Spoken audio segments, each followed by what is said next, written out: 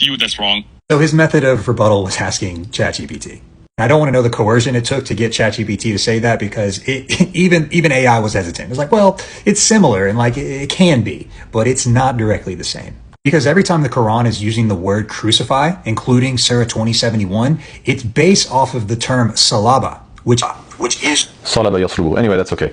The main point here is that Sheikh Othman is saying that the word crucifixion historically doesn't just mean being nailed to two beams with your arms outstretched. It can be that you are nailed to just one beam going up, and that you are on a stake or a pike or whatever the case is.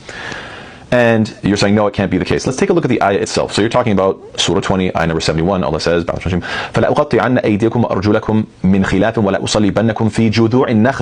so two things that you don't seem to be noticing. Number one is it says what? I will crucify you on the trunks of palm trees.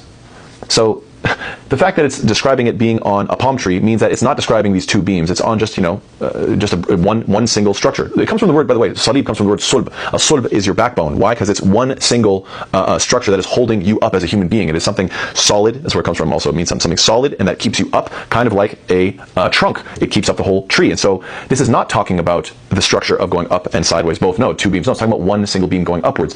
And to prove that even more, God said what? I will surely cut off your hands and your feet on opposite sides. That means that this form of torture is to cut one arm on this side, cut one leg on that side, or vice versa, and then put them up high so people can see them, right? Stick them on this stake. And you're saying, no. The Quran is inaccurate, because I know that when it's talking about crucifixion, it only can be one kind of crucifixion, and that's with both arms nailed outstretched. It just said that one arm's missing. What are you talking about? Why would you insist on that? Now, you might say, because linguistically it can only mean that. Even that's wrong. Take a look at your own Bible dictionaries. So the Anchor Bible Dictionary says, crucifixion was the act of nailing or binding a living victim or sometimes a dead person to a cross.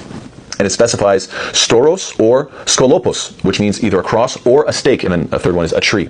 And furthermore, in the Merriam-Webster's word histories, it says, the original sense of crux in classical Latin was an instrument of torture, whether gibbet, cross, or a stake.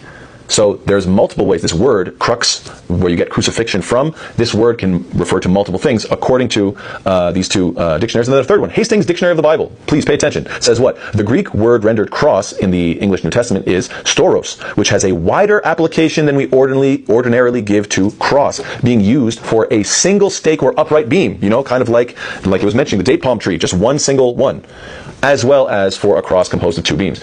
So both meanings apply to this word cross or to this word crucifixion. So you're trying to say, no, it can only mean one thing because it has the word salib. Even the word salib, sulb, is referring to the backbone, one thing that keeps you up, not something that has a beam across. No, that's not what it's talking about. And then even your own books are saying that this is the case. So anyway, guys, I didn't want to make this a long video. I just want to say that this is something you guys can look into more, and hopefully learn something, inshallah. But don't be deceived by people who don't know what they're talking about. Okay,